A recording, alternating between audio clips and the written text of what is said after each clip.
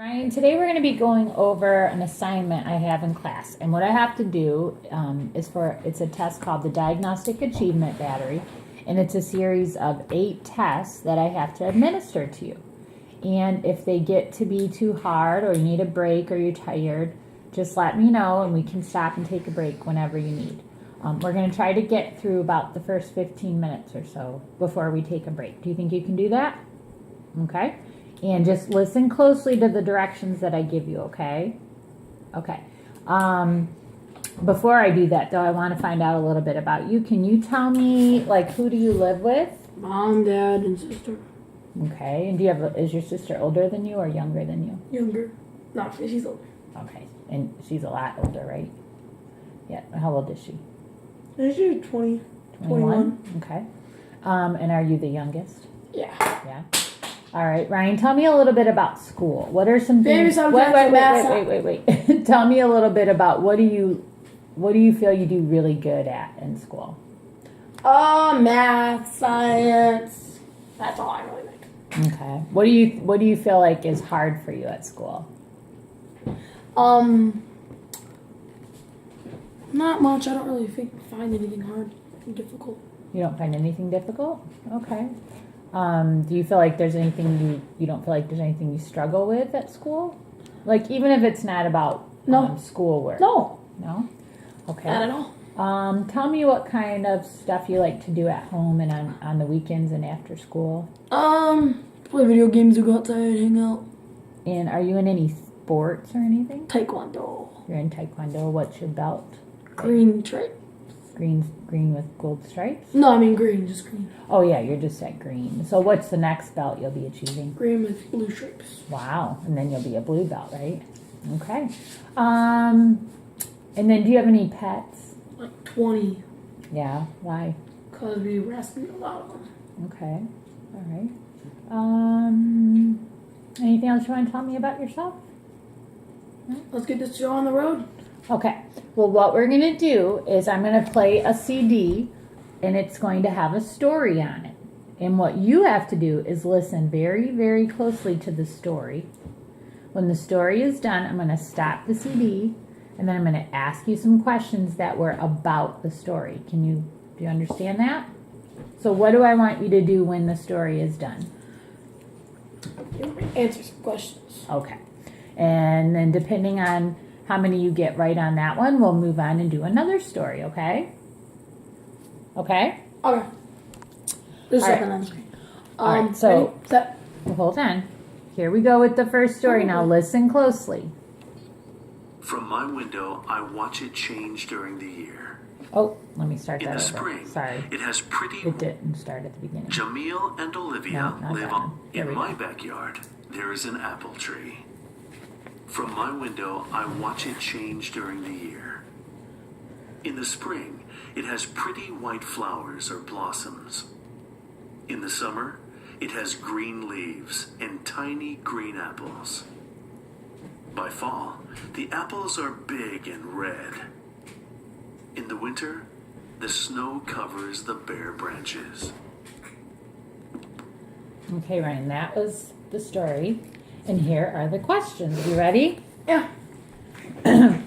Give a title for this story. Big branches. What does the tree have on it during the springtime? Big white blossoms. Okay. What color are the apples before they turn red? Hold on. Green. Okay. What do you think happens to the apples once they turn red? Big and juicy. That's what it's on the video. What happens to the leaves in the winter? Oh, it's covered by snow.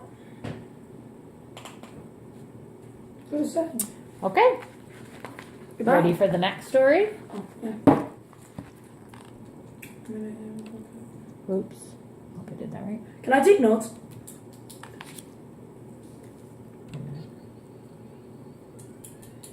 One of my favorite pastimes Oh, is staring out of my sorry. bedroom window Why? and dreaming. In my backyard, there is an apple tree. From my window, I watch it change during Oh, the year. yep. I'm sorry. Here we go. One of my favorite pastimes is staring out of my bedroom window and dreaming. One particular day, I noticed a bird building a nest in the tree next to my house. Carefully, she packed the sides of the nest with straw, grass, and mud. In no time, there were 4 blue eggs in the nest. Whenever she would fly away, I would check to see if any eggs had hatched. Day after day, the eggs remained the same. Then, early one morning, I saw what I had been waiting for. The shell cracked as the small bird's beak pecked through. Then, the top of the shell fell off, and the bird stepped out. He was all watery and funny looking, Ew. but I loved him on sight. That's disgusting. Okay. You ready for the questions about that story? All right. How many eggs were in the nest? 4. Okay. And where was the tree? In his window, like in front of his window. Okay. What happened after the shell cracked? Bird popped out. Okay. What did the baby bird look like? Can you come sit back down? It was all slimy and greenish color. Oh, tell me. Okay. What did the baby... Oh, I already told you that. How does the bird get out of the egg? He cracks like with his beak. Pecks. Okay.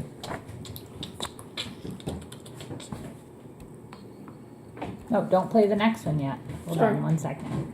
It's playing. It's playing. No, The it's- celebration. Oh, okay.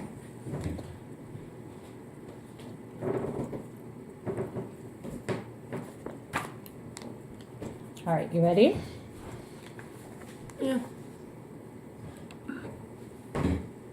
Tony's parents were going to celebrate their 25th wedding anniversary with a party. Tony's Aunt Teresa came to prepare the food. Since she had many things to do, she sent Tony shopping. First, he went to the fish market and purchased 5 pounds of shrimp, 7 pounds of scallops, and 10 huge lobsters. His mouth watered just thinking of his aunt's fantastic fish casserole. Next, he went to the grocery store and bought an endless amount of fruits, vegetables, and cheeses. On his way to the bakery, he stopped at the jeweler's. There, he picked up the silver wine goblets that he and his sister had decided to give their parents. Tony was glad that they had chosen to have them engraved with the date. His parents would be pleased. Finally, he went to the bakery. The baker had just completed his order. It was a copy of his parents' original wedding cake. A huge smile crossed Tony's face when he looked at it. Yes, tonight would be a special evening. Okay, Ryan, here's the questions about that story. You didn't hit. Okay. What anniversary were Tony's parents celebrating? They're. What do you mean? Like, what year? You could pick. Oh, their marriage anniversary. Okay. Name the first place that Tony went on his shopping trip. Grocery store. All right. Why do you think Tony might have taken a car to do the shopping? So we wouldn't have to walk. Okay. Name 2 things Tony got at the grocery store. Like shrimp, and then a bunch of endless fruits, cheeses, and vegetables, and that kind of stuff. Okay. That's awesome. And what is an anniversary? Someone who's been in a long-term relationship or marriage or date and celebrating the first day they met. Okay. Great. All right. You ready for the next story? Yeah. How much are there? Well, it shouldn't be too much more. In 1890, a man by the name of Henry Ford manufactured the Model T car, which eventually was nicknamed the Tin Lizzie. This automobile, only 100 inches long, was a strong, dependable car which seldom needed repair. It was built high enough to pass over obstructions in the road and light enough not to become trapped in the sand. The amazing feature of the Tin Lizzie was the fact that it was relatively inexpensive in comparison to other cars. Ford was capable of producing this car cheaply and quickly by using a new method of production known as the assembly line system. Before Ford's assembly line system, cars were built separately with fancy parts. This made them extremely expensive. In the assembly line system, every worker became a specialist at one particular job. For example, one worker specialized in bolting on fenders, another in installing windows, and a third in painting the cars. Each worker did his or her part, and the car was assembled. By using this method, Ford would produce 1,000 cars a day and sell them cheaper than companies that built each car separately. The Tin Lizzie put America on wheels. Oops. We gotta get back. It's right there. Okay, ready for the questions? Yeah. What was the name of the system that Ford used to produce the Tin Lizzie? What? What was the name of the system that Ford used I forgot. to... I'm Okay, sorry.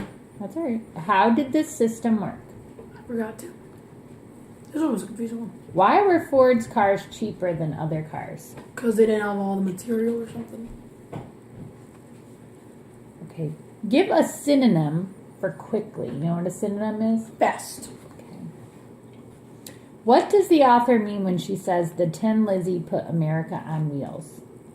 Isn't it hominin? Not hominin. What's it called? No. Anyways, everyone was buying it. It was the bestseller.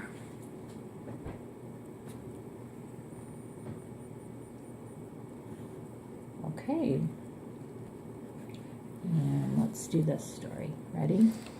Gary Simmons felt alienated and Should despondent. almost be done. As a burly cactus cop on the Arizona police force, his job was to protect the natural cacti forests.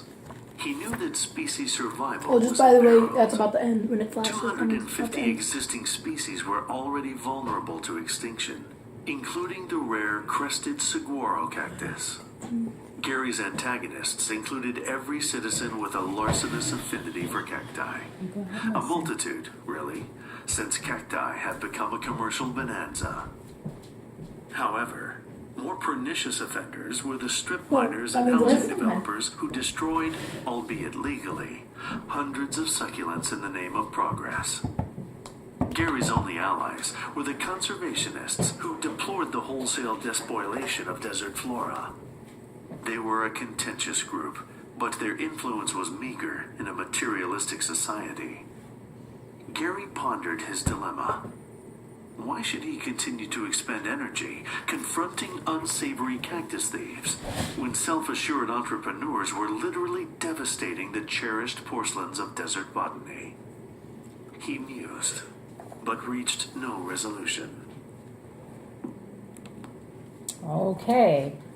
And the last bit of questions. What was Gary's dilemma? I forgot. I'm sorry. Okay. I'm confused on these. Why did the conservationists have little influence?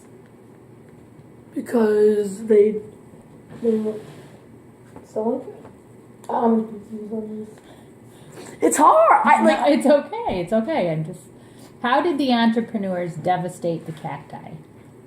I don't know. I don't know any of these. Who were the worst offenders in the destruction of the cacti? I'm sorry. That's okay, but listen to the whole question because you might remember something, okay? Okay. Who were the worst offenders in the destruction of No. the cacti? The larcenous citizens or the law-abiding housing developers? Law-abiding arson. What the second one? The second one? Okay.